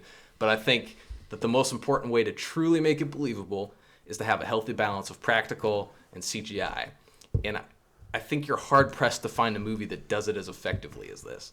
So there's just so many positive things that I have to say about this. Tom Hardy and Charlize Theron both do outstanding performances. In the wake of hating each other. Yes. It's very important to know that these two did not get along during this film at all. And they actually, I think, are refusing to work together again. I think, yes, the future of reuniting them for other Mad Max installments is pretty rocky. At least that's my understanding, which is unfortunate because I would love to see both of them reprise their roles for this. It kind of is like, how do I describe this? So I was a big Mad Max fan prior to this movie, in a similar sense to how I was a James Bond fan prior to seeing Daniel Craig's James Bond. And then all of a sudden an actor comes along that's like, that is how I truly envisioned this character to be. And I know for maybe Mel Gibson diehards out there for the original Mad Max trilogy, maybe that's sacrilegious of me to say, but seeing Tom Hardy as Mad Max, I was like, this is the dude. Like, that's how I envision how Mel Gibson almost should have been as Max. You know what I mean? I ride hard for Mel Gibson, but I ride hard for Mel Gibson Lethal Weapon forward. So I'm not a huge Mad Max fan, just not. I did see this movie. I've only seen it once, so I do need to revisit this film. Mm-hmm. But Mel Gibson to me is, Lethal Weapon. Yeah. It's fantastic. And I love Mel Gibson movies. I'll go see a Mel Gibson movie because he's in it. I know he's controversial, but... It's the hair. I really like him. Yeah. Back in those days. Yeah. I'm a Riggs guy. Movies that we didn't choose. Spotlight, The Martian, which I was surprised, Nate. I thought The Martian would be yours. Oh, I read yeah. half that book. I know and you did. I put it down and never read it again. Force But I found it very interesting. Force Awakens, Yep. Jurassic World, The Revenant with Leo, Creed, which is fantastic, The Big Short, which is really good. Oh, you that was really my like that honorable one. mention. Yep. Nice, The yeah. Avengers: Age of Ultron, Spectre, Terminator Genesis, Hateful Eight, which was my honorable mention. 'cause Nice. Walton Goggins is my guy. Tarantino. Pitch Perfect, Furious 7, Black Mass, and Chappie. All came out in 15. This was the second year that I boldened as potential for the best year of movies this decade. So like I said, 2015, 2012. Yeah. Very, very strong. 2016. Go ahead, Joe. You lead off. Oh, sure. 2016. Yeah. So, this one I did not see in 2016, but kind of in regard to Taylor Sheridan and how we reviewed multiple of his movies, this one had a huge impact on me. Hell or High Water, to get to the point. Hell or High Water released in 2016. And when we were watching these movies, this one really stood out to me. I loved Sicario. I loved Wind River. Both of those were really strong. But Hell or High Water, I don't know, just made such an impact on me. I think that the story of the brothers and then the story of the sheriffs and how these series of events once again get wildly out of control. That's something that kind of happens in Drive as well, which I'd mentioned previously on this episode. Just outstanding performances all around. Definitely some shocking things that take place in that movie, but it just made a really big impact. So I thank you, Garrett, for having us watch those, because Taylor Sheridan, I'm totally on board with basically anything he does. Everybody future should be. forward. Yeah, I totally agree with you. So you guys should check out Sicario, as Garrett mentioned, for the previous year. Check out Hell or High Water. Check out Wind River. Didn't come out in 2016, but still. I gotta jump on Joe here with that one. Yeah. Hell or High Water. Ah, That was my favorite as well. Nice. Good deal, man. Rated very highly. Finger guns. For the exact same reasons that you just mentioned. Great acting, exciting plot with robbing banks, the crazy brother relationship between the two of them. Yes, they're just kind of very opposite. Ben Foster's great in this movie. He's outstanding.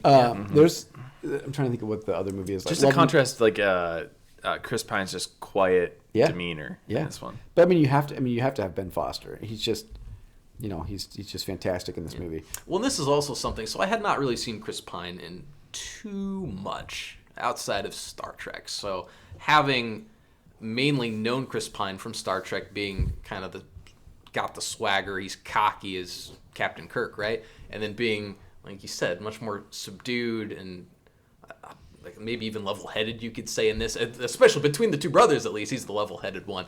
It's just so different to see him in a role like this. Yeah. And it was really, really great. Yeah. It's not in this decade, but an underrated Chris Pine performance is "Smokin' Aces" with Ryan Reynolds. Yeah. I don't remember him even being in it. He's one of the three brothers that's like the road flares that. Yeah, you have to go back and rewatch. He's the one that I think he's the guy that like shoots Ben Affleck, because Ben Affleck's in the movie for like 7 minutes.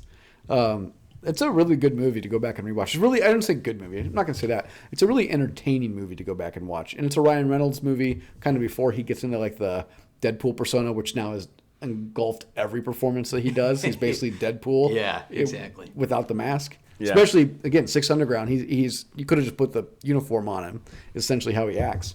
I went with Rogue One. Yeah. It is, in my opinion, it's the best Star Wars film. I thought that Diego Luna was great. I really enjoyed Matt Mikkelsen in this movie. But Ben Mendelsohn he's the, outside of Darth Vader, I think he's my favorite villain in the Star Wars saga of any of the films. Krennic is great. I wish that he would have survived, because there's a rich character there. Yeah, that's there so is. You just dislike. You know what I mean? So I think Rogue One is great. It's a great standalone film, even though it butts right up to A New Hope. Mm-hmm. It really was excellent, and really kind of spawns this idea of where Star Wars is going today. Really starts with Rogue One. So I think that maybe Rogue One is not as important. I think people really enjoy Rogue One. It's obviously really well received and people like it. It's generally at the top of lists of people's favorite Star Wars movies. I think its importance, though, however, is only being seen now as we move forward with Star Wars going outside of the Skywalker saga. Yeah, absolutely. I think it went a long way to showing how we can make the stories of everyday characters that aren't Force users very important and integral to the overarching plot of Star Wars, and they Right. can be standalone characters and very, very important for their own pockets of resistance and Right. how they contribute to the larger picture. Yeah, outstanding show. That was my honorable mention.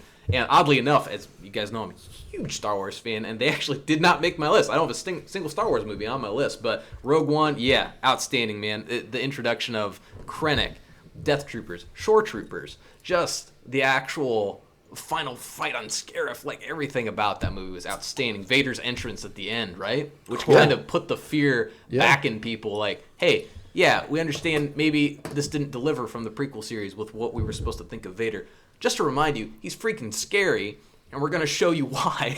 You know? Like, that end scene was insane. Absolutely. Movies we didn't choose. I had 2 honorable mentions. I had Captain America Civil War, which is probably my favorite Marvel movie. Yeah. And Arrival. I was talking to Joe off microphone about this movie. Arrival is a movie I own. I've only seen it, I think, once or twice. To me, it's such an interesting way to approach extraterrestrial life in a way that we've not seen in a film up to that point, that at least I have not seen up into a film at that point, right? We always think of them as a physical presence. And I know Interstellar does a fourth dimensional being that like kind of doesn't exist, but does exist.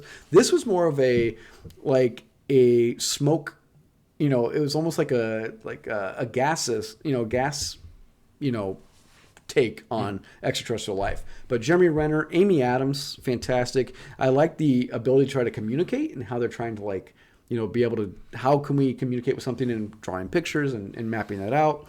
Meanwhile, you have people that are clearly scared that this extraterrestrial life is here.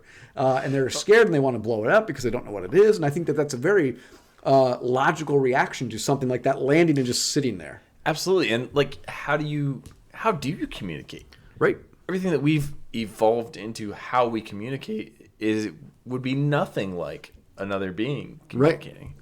It's a pretty cool concept. Yeah. Other movies: Manchester by the Sea, La La Land, Moonlight, Deadpool, Doc Strange, Hell or High Water. Well, you guys picked Hell or High Water. Sorry. Batman vs Superman, Moana, Suicide Squad, Finding Dory, Ghostbusters, Jason Bourne, Magnificent Seven. Joe, surprised that wasn't on your list there.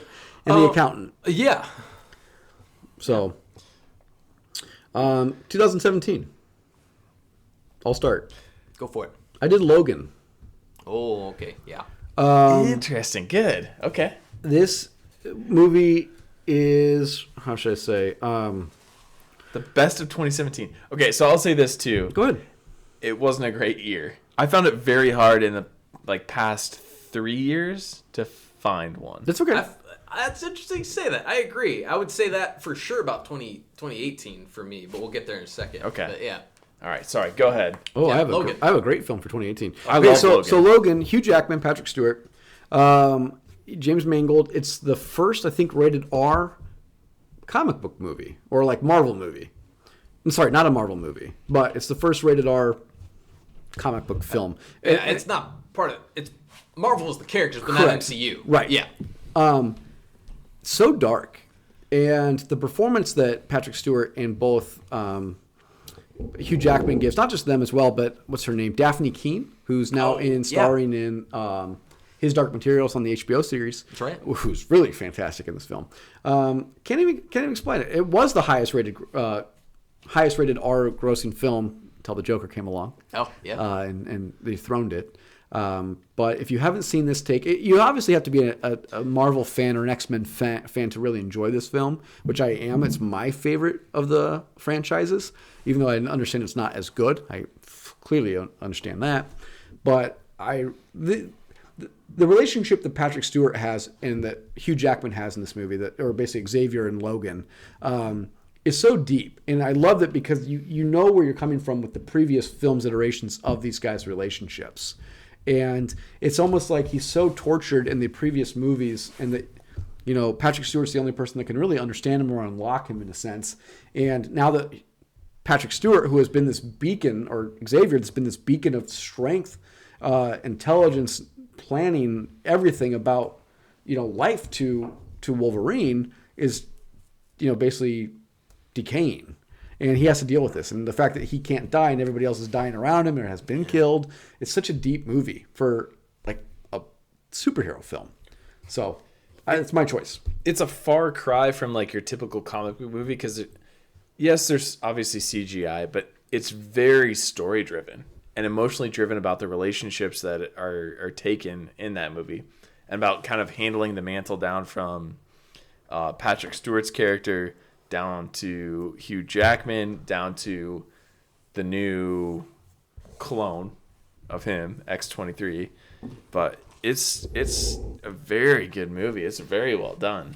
Yeah, and I think that's something that speaks to the power of being able to tell some of these stories with a superhero setting or a fantasy setting or a sci-fi setting, because while it might exist outside of what's possible in the real world, I think by taking things to certain extremes, you can analyze more deeply and more, thoroughly some of these emotional connections. Like, what if you are someone who, for all intents and purposes, can't die, and you have to live with the fact that everyone else around you is dying? Like, it's not the first movie to kind of tackle that, right? But it's a way you can try to get to that point and analyze how that would be and how characters would feel.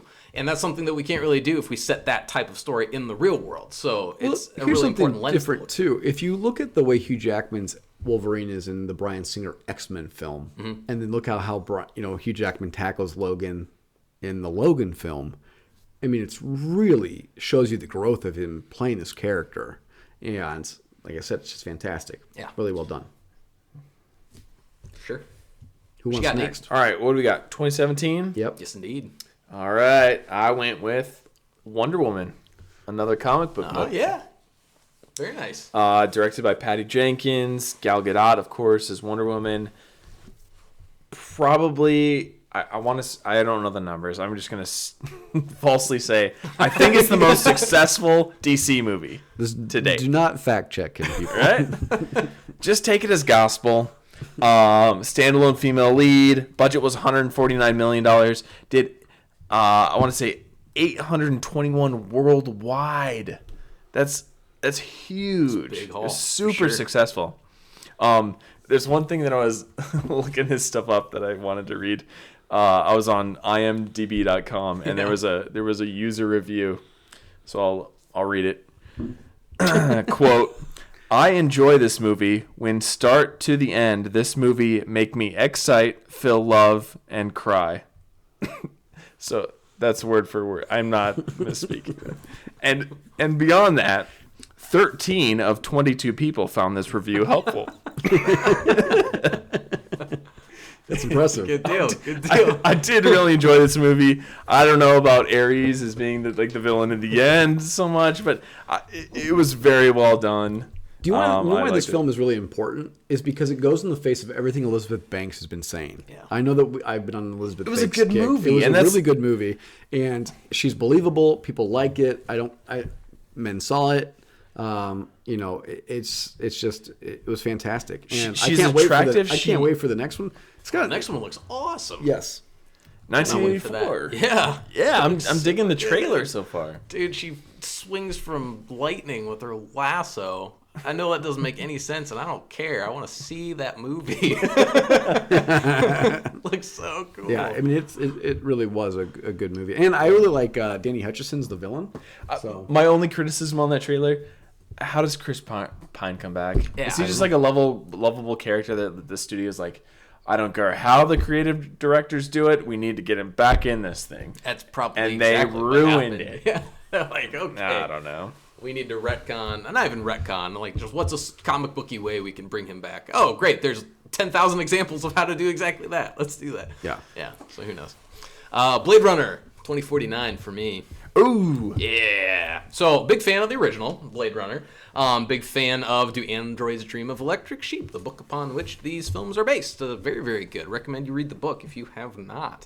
But what Blade Runner really, really does is it takes, once again, visual spectacle and cranks it to 11, I think, in this movie. I'm a huge fan of cyberpunk settings, huge fan of steampunk settings for that matter.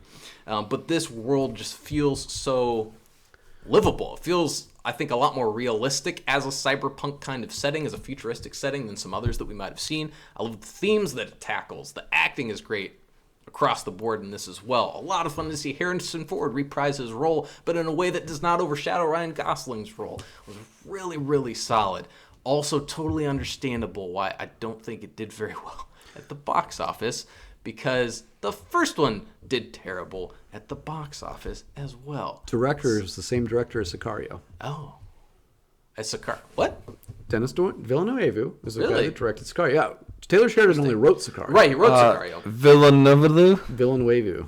I don't know. Hey, Villeneuve? good I don't call know. out, man. Yes. But yeah, so this movie's outstanding. It is definitely a slow burn. It might be one of the slowest burning movies you will ever watch, actually. But if I you fell asleep during it. Yeah, okay, fair enough. I enjoyed it very cup of tea. much. Yeah, Contrast that. it is. It's really great though. I am not above falling asleep during a movie. No, hey, I'm not gonna hold that. If the against movie you. sucks, I am out. I was falling asleep on my couch last night trying to watch something, so I get it. Better not be something I told you to watch. No, it was not.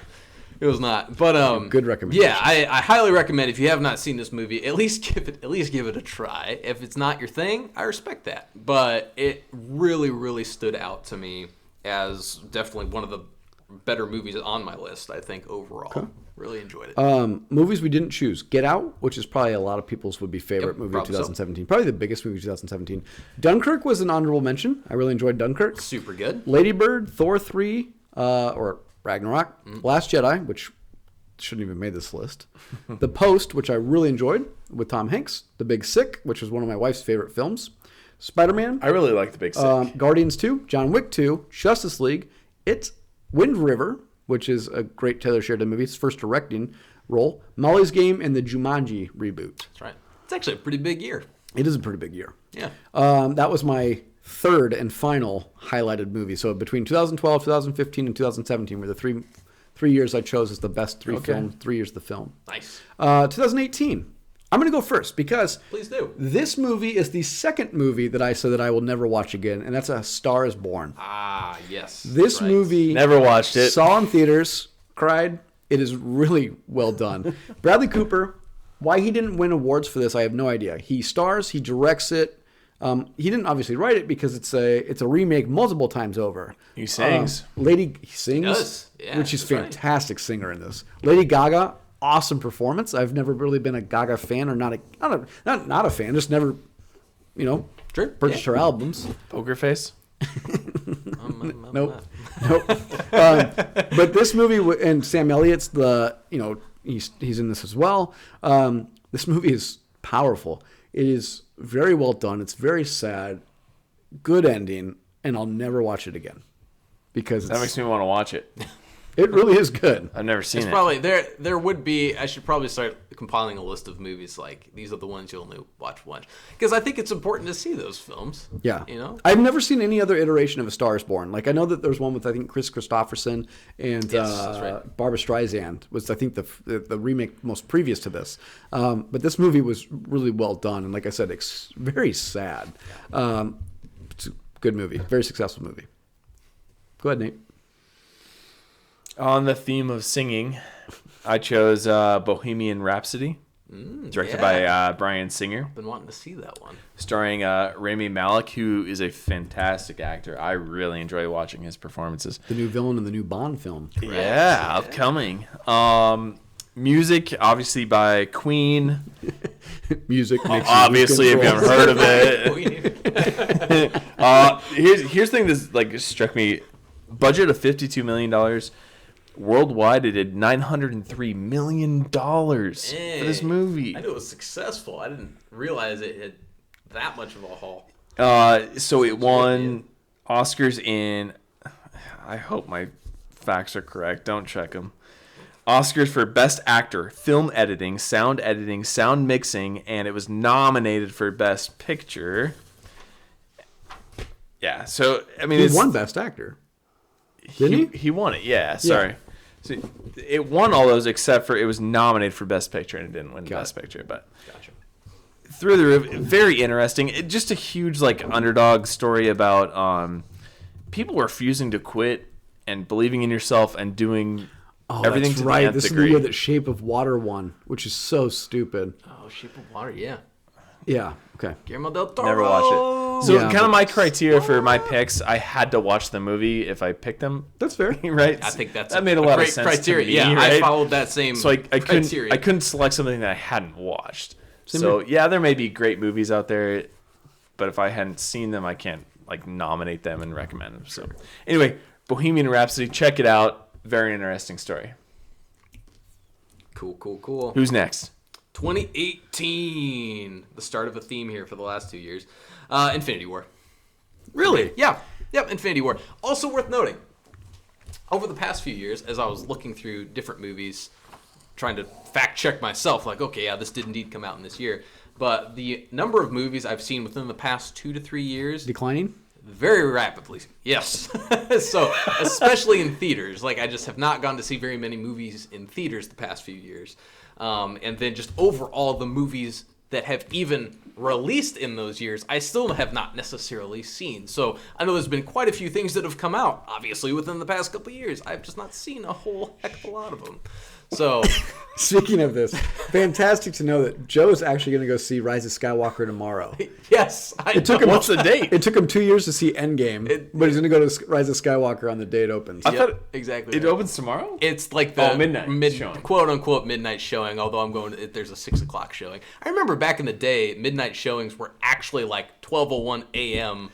Friday. You know, like you wait late Thursday to finally see the midnight release of the movie officially launching on Friday. It's like Black Friday. It's going to become Black Thursday, and then it's going to become Black Wednesday. Yeah, exactly. Whatever.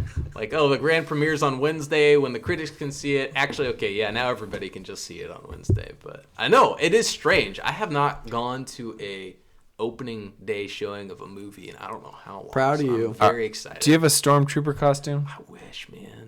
I do want to. I want Who to. his wife does. Yeah. He's gonna wear a towel and pretend to be a Padawan. Yeah, there we go. I want to make a Mandalorian. My next goal is to try to do some cosplay stuff. I haven't taken the plunge yet. To wear it to work. But You don't have something shiny to be Beskar armor though.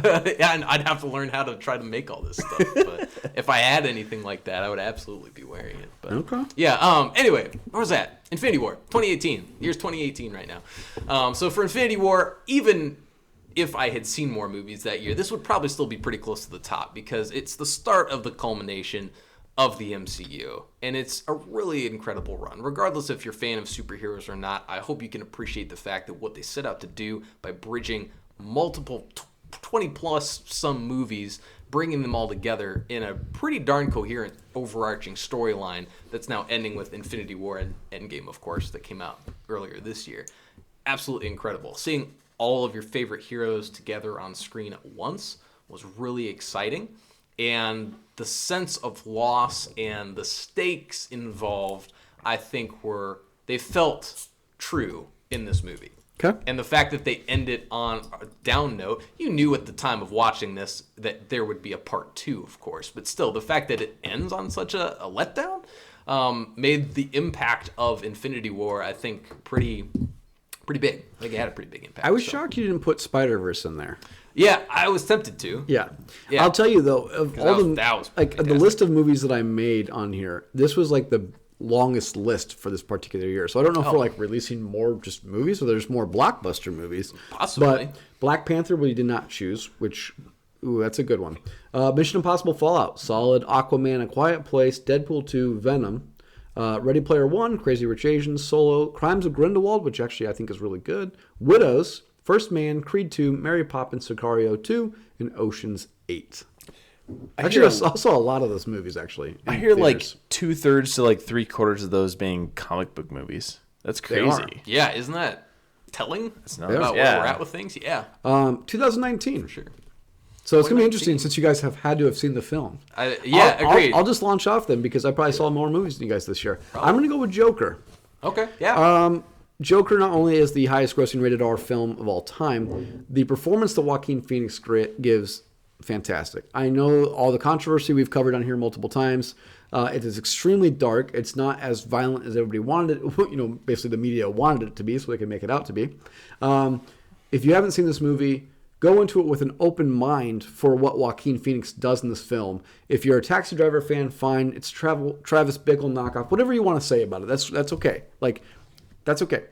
Just go into it for the understanding of the performance that Joaquin Phoenix gives because it's masterful and it's probably the best. Like you can make the argument he should win the Best Actor award coming up here. That it's it's that good. It's that dark. It's going to spawn another sequel. It's made over $1 billion. It really was amazing. Wasn't it directed by Todd Phillips, Yep. who did The Hangover? The Hangover, yeah. Crazy Yeah. turn of events. Yeah, for sure. Go ahead, Nate. I haven't watched it, but I'm very anxious to see it. Yeah, if you haven't since seen it, comes go out and watch it. Get it on a Redbox. It's probably going to come to HBO in a little bit. So, A movie that I have seen multiple times now, Avengers Endgame. That has to be my 2019. I thought you were going to say Marriage Story. Ah, darn it. No. So, for the following reasons, highest grossing film of all time. That kind of speaks for itself. Yeah. It's the conclusion of probably what hasn't been done in film history to date. The conclusion of 22 other films for more than a decade of a story arc through all those 22 films. I mean, to think about, like, let's just assume these are very CGI heavy movies, right? And you have $100 million invested in each movie. You have like $2.2 billion. You trying to tell me Titan's not real? It was. It was a lot prettier before Thanos. No. Got to it. No. But to think that, like, a company's like, all right, we're going to need $2.2 billion over the next decade. But we're going to make you. And then no one's going to laugh at you. Right. When you do that. Yeah. But Avengers Endgame, it won multiple awards as far as the MTV Movie Awards. Teen Choice and People's Choice. Not from the Academy Awards, Oscars, Golden Globes, but it's an incredible feat. Yeah. Is what I'm getting at. And the popularity speaks for itself. I'll leave it at that. Totally agreed, man. That was my pick as well. Endgame? Yeah, it was Did I Endgame. steal all your thunder? Okay, so I have a question for you guys. How many times did you cry during Endgame? Once. What part? It was. Was it Tony Stark? What's that? Was it Tony Stark? Not actually when he died. Because I was prepped for that. When Potts came over, man, that got me. Yeah, like if I was watching it for the first time, I could totally see where that would have hit me. But Yeah. I was kind of prepped for that. A year and a half will do that. No, now. it was the it's after he dies with the projection At his wake? Oh. Yeah, and it's the Son I of love his you daughter. 3000, and he signs off. You know, that part right there Yeah. really got me for sure, Okay. because I think the interaction like between him and his daughter earlier in the movie was really great. Okay. And then the fact that he has that as his like final words in a way, Yeah. like his sign off at the projection and everything. Yeah. That's what got me. I cried at that. That was the only part I cried at, but I cried at that part. I probably cried 3 times, I want to say, because I saw this with Nate. He cried a lot more than that. having a daughter, though, I love the part that he comes downstairs after putting her to bed, and he goes, and he's like, she loves me 3,000. She loves you somewhere in like the hundreds. I don't know. Yeah, that part was really good. it's like I don't know. Yeah, it's just those relatable. Yes, it's that father-daughter thing. Yeah. It totally. Those part got me too, man. And this is tougher because a lot of these movies we might not have seen. So, Once Upon a Time in Hollywood, saw it, fell asleep in the middle of it. The Irishman, Spider-Man, the new one, Toy Story 4, Marriage Story, Hobbs and Shaw, John Wick 3, Captain Marvel, Lion King, It 2, Yeah. Alita, which was my honorable mention, Battlestar Nice. Alita, which is great, still need to see Rambo, and Shazam. Shazam. So now here's a question for you guys. Yeah. And this is our longest podcast episode ever, so apologies if you guys are still with us. We won't go into any television series, but let's talk about who had the best decade as a performance. Yeah. So let's start with actresses. So Joe, Yes. I know Nate didn't prep this part, and that's fine. He can join in. Make your case on who you think was the best actress of the decade. Sure. So my pick for this was Charlize Theron.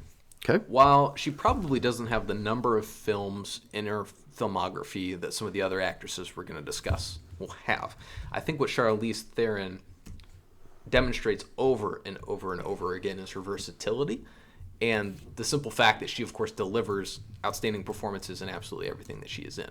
So prior to even, I know it doesn't factor into this past decade, but you can look into the decade prior to her filmography there and how strong that is, and I think she just continues to exhibit those outstanding performances throughout this past decade also.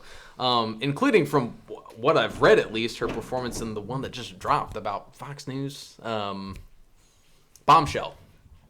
So, yeah. Yeah, Yep. so kind of her transformation for the role with that, for example. I don't know if I'll get around to seeing that or not, but that is a movie that's releasing right now in theaters, and she's once again being praised for how she's able to completely kind of become these other people. You know, she really, really is able to embrace those roles. The versatility that I referenced, though, not only is she able to do a movie like this, which is more of a drama, you know, based on real life events, but she's able to do Mad Max, right? She's able to do Atomic Blonde. She's been in Blonde, so it's action, Yes. comedy with what am I thinking Seth of? Rogen. Seth Rogen, yes. Absolutely. Oh man, what's the name of that movie? Long shot. Yes, thank Long you. Shot. Long Shot. I really So- enjoyed the movie. That was funny. Yeah, it's just, once again, if you look and compare the number of movies she's done against some other actresses, maybe she doesn't have as many. But I think that her versatility speaks for itself, and her ability to deliver on absolutely every performance that she does is outstanding. Okay. Now I will say this though: my choice is Jennifer Lawrence. Okay. Great choices. Yeah, Yeah. absolutely. So J Law, besties. Ugh. Just hearing you say that makes me go, ugh. Such an amazing decade here. So starts with X-Men First Class, The Hunger Games, Silver Linings Playbook, American Hustle, Joy, Passengers, Mother, Red Sparrow, ends with Horrible Dark Phoenix. I mean, just there's a lot there. Now, not the most successful. The most successful, neither one of us picked, and that's probably Scarlett Johansson. I think is like the highest grossing actress. Yeah, I could easily. I mean, just being part of the MCU, in just by itself, I have to imagine that would be accurate. I mean, I think there was an article a Hollywood Reporter had with Taika Waititi did an interview, and it's something like these are two different numbers. I know there's a huge difference, but it's like either this last decade her films have grossed like $12 billion or like $20 billion. Now, granted, she's in a lot of Marvel movies. That helps. Sure. But just she's consistently successful. yeah.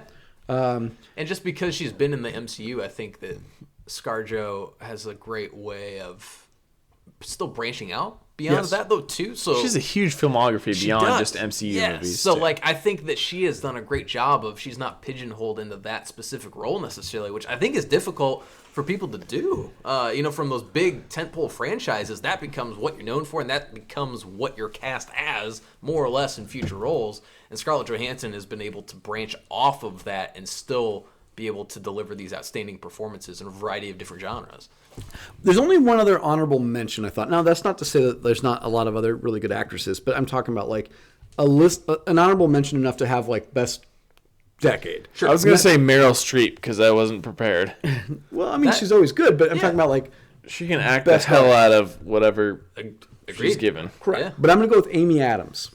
She has Julie and Julia. She's got Leap Year, The Fighter. She's got The Master. She's Her, Man of Steel, American Hustle, Rival, Nocturnal Animals, Justice League, Vice. I mean, she's just got a lot of. When you say all those, I want to jump on your bandwagon there. Jump on it. Jump on it. Jump on That's it. what came to mind for me as well. Let's go to actor, and I'm going to have a few more of actors than I do actresses. So I've got a couple. I'll give you my 6, and I'll tell you who I'm choosing. Sure. I'm going to go with Leo, Okay. That's a great choice. Michael Fassbender, Christoph Waltz, and then my other nominees are going to be Michael B. Jordan, who I did strike off this list, actually, after thinking about it, Mahershala Ali, Tom Hardy, Brad Cooper, and I think my winner is Chris Pratt. Okay, yeah. What? Let me explain. Okay, So, he's holding his hand up in defense. Leo's the close one, I think, because Leo has Revolutionary Road, Shutter Island, Inception, J. Edgar, Django, Great Gatsby, Wolf of Wall Street, Revenant, Once Upon a Time in Hollywood. Like, Yeah. it's very successful. And not only that, if you took his entire 2000s, you got Catch Me If You Can, Gangs of New York, Aviator, Departed, Blood Diamond, Body of Lies. I mean, I think if you take his entire Filmography, career, he might be the most important. Yes, he's one of the few people I can think of that just about obviously with some misses in there, but Right. just about everything he's been in is fantastic. I mean, the guy's a powerhouse. There's no doubt about it. He's an amazing actor. Christoph Waltz is interesting just because Inglourious Bastards, Water Yeah. for Elephants, Three Musketeers, Django, Spectre. He just has a lot of things going on. I put him in there as an honorable mention. Sure. The reason why I'm going with the guys, I'm Chris Pratt. So if I look at, say, Tom Hardy, this was tough because Mad Max, Inception, Dunkirk, Venom, Lawless, Peaky Blinders, a television series. I know we're mostly movies predominantly. Brad Cooper was American Sniper, Stars Born, A-Team, Guardians, Marvel, Silver Linings Playbook, American Hustle. Chris Pratt, though, he has Parks and Rec, which starts in 2009. Okay, Parks and Rec, Moneyball, Zero Dark 30, Magnificent Seven, the Guardians of the Galaxy Marvel movies, and he's the star of the new reboot of Jurassic World. Yeah. I'm not a huge Chris Pratt guy. I just think that he has the most bankable last 10 years. Yeah. Agree, disagree? I think Jurassic World, not domestically, worldwide brings in so much money. It's crazy. Love the guy as an actor. Love him in Parks and Rec. Which I'm actually watching for the first time, kind of going through it. Oh, Nice. so Sure, good, so especially good. in the early episodes. He's a good choice. I actually did have someone that wasn't on your list at all. Go ahead. And once again, kind of a common theme here. His filmography is not as extensive as some others, but I actually went with RDJ, Robert Downey Jr. Here's why. I think that if it weren't for Robert Downey Jr., we wouldn't have the MCU as we know it. I don't think you can really argue against that. I mean, he really kind of helped kick off one of the biggest Iron really, Man franchise. the first MCU, Yeah, right? Yeah. I mean, Robert Downey Jr. as an actor as well, I think he is a perfect way to get the kind of cool, snarky vibe with the dramatic side as well, because he can be a very dramatic actor, but he's also a really funny dude. So kind of being able to combine those two aspects into his role, specifically of Tony Stark, of course, I think has inspired and captured so many people's imaginations throughout these past 10 plus years as that character alone. And that is incredibly impressive on its own. That being said, his other big one, though, is Sherlock Holmes, which I'm a huge fan of that rebooted series, I guess you could say, or not series, but series of movies. I'm excited for the third one. I think that one is finally in development. At least that's my understanding. I have to fact check that, I guess. But I just think he's made such an impact. He's one of those superstars that I think people that are maybe aspiring actors, Robert Downey Jr., for whatever reason, he's got that kind of magnetism about him that you just can't help but watch. You want to see what he's going to be in next kind of thing. So I think that's a solid one, too. And it's hard because the Marvel movies are hard. Yeah. And it's like I'm not discounting them, or I'm adding them as on top of things for Chris Pratt. I don't want to discount them for Robert Downey Jr. Tropic Thunder's amazing. Right. Which I think, I was like, 08? Yeah. Was that Tropic Yeah, Thunder? just right outside. Yeah. So say hi to Rookie. Rookie, my German Shepherd's down here attacking Joe. Yeah. Let's do this, though, to finish off this last decade. Who do you think will be the best actor and actress going forward for the next 10 years? Mm-hmm. So I have the lady, I think, the actress is Ana de Armas. Is that who you have? That's what I have. We did not discuss that. No, we did beforehand. not. My mouth. I thought Mary was going to go, me too. Blade Runner 2049. Yeah. She's in Knives Out, which is a fantastic performance. She'll be in the new Bond film. Mm-hmm. I think that this is going to be her. I'm not going to say she. I think going forward she could be bankable. It'll be Who's she surprising. in Knives Out? She's like the main character outside of Daniel Craig. She's probably the second main character of the film. Okay, all So right. Daniel Craig is probably the. In fact, she's actually more screen time probably than anybody else. She is the main She's character? probably the main character of Knives Out. Okay, Knives sorry. Out. Going to be the new Bond movie. Yep. As the new Bond girl. I mean, really going to be fascinating to see how she does. Because I don't have really much to do with her. Because I'm not 2049. I fell asleep. I just know she's in that film. Sure, she's fantastic in 2049. yeah. She does a great job in that movie. Yes. Okay. That's my pick too, man. I think we're going to see her in a lot of movies moving forward. Yeah. What about actor? I could decide between these two, so I'll throw my two out there ahead. for you guys. Michael B. Jordan. He's He's on, on, he's on my list. Okay, yeah, Michael B. Jordan and Sebastian Stan, actually, as well. Okay. Those are my two. I think both are phenomenal actors, and I think right now, once again, it's so hard to talk about this without talking about the MCU, right? But I just think it's been such a platform. Now, Michael B. Jordan, to his credit, he's had very great performances outside of the MCU, more so, I would say, than Sebastian Absolutely. Stan. So I guess now, as I'm talking about it with you guys, I'd probably give it to Michael B. Jordan. I think so, too. I think Michael B. Jordan will be extremely bankable. I think Chadwick Boseman could be extremely bankable outside as well. Yeah. I'm going to go a little bit different here. I'm going to go with Finn Wolfhard. Okay, So, yeah, that's a good choice. And I think for the Stranger Things cast, I think a lot of those kids actually could have extremely good next decades. Millie Bobby Brown, she could be extremely successful as well. I know that there's what's that kid's name? Timothy Charlemagne? Is it like Charlemagne? Chalamet. Oh, I know that a lot of people are banking on him, and I think I think he's up there. I just think that Finn here, I think he's 16 now. Next 10 years, I think he's going to do a lot of big things. Kind of reminds me, I was a really big fan of Freddie Highmore when he was in Finding Neverland with Johnny Depp back in the day. And I thought that he was really going to go places. He was in the movie A Good Year with Russell Crowe and Albert Finney and Marianne Cotillon. But then the problem was he got stuck in that Bates Motel show. And I'm not saying that that's bad. I know he's like in the new Amsterdam medical television series. He's on some kind of doctor. Or some other doctor whatever. One, I think. Yeah. So now he's kind of reverted to a television actor, which is unfortunate because, he's Willy Wonka. He really had such a bright future as far as being like an actor in a film. But so I'm hoping this Finn guy, who I really like, I think that I would put money on him to have a success. But Michael B. Jordan is probably going to have the more successful. So Michael B. Jordan and Ana de Armas. Yeah. And we kind of agree. We do. That's interesting. Agreed. Nate, any takers? I wasn't privy to selecting a future best actor and actress, so yeah, I'm just gonna jump on the bandwagon and say, oh yeah, I agree. I'll be the bobblehead here. Okay. Well, that caps our 2009 to 2019 11-year decade. It's like a baker's dozen for not the so smart. If you guys are still with us, thank you for staying with us for this long. Absolutely. So what we have going on, Joe and I just finished up the Watchmen for Nixon podcast based on the television series. So we do have those 9 episodes out. If you want to listen to those, go out there. It's Watchmen for Nixon. We're going to be back for the Aliens and Cowboys after a small break.